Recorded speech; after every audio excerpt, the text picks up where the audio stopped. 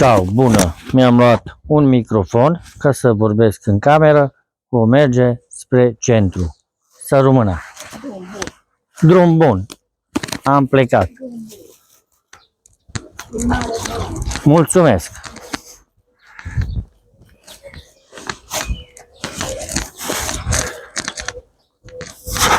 Trebuie un pic reglată camera.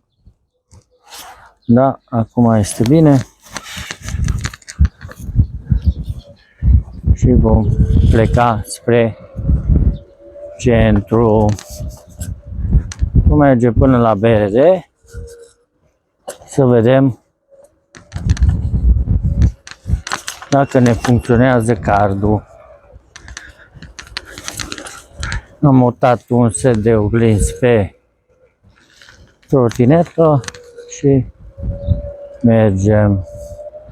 Vremea un pic friguț afară,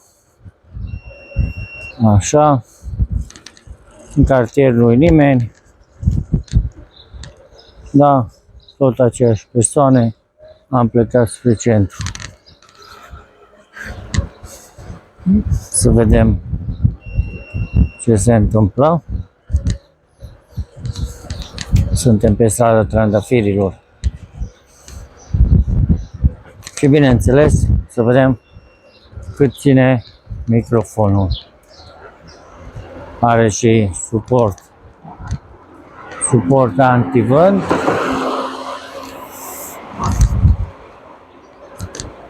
Și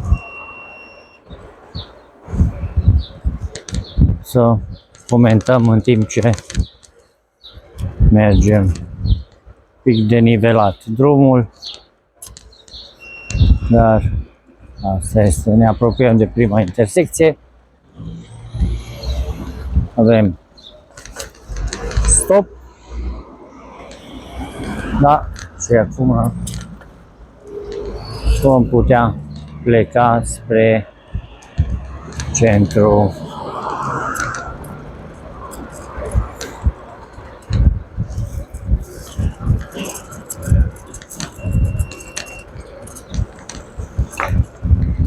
Doamna cu jeepul nu s-a oprit cam bine, dar nu e nicio problemă. Este un domn cu jeepul. Deci suntem lângă școală. Da? Foarte bine. Și avem și cea mai bună trecere de pietoni. Da. Ne-am oprit. Da. Acum vedem cum ne lasă. Avem și pe... Mergem la BRD. Stai o secundă să întrerup filmarea.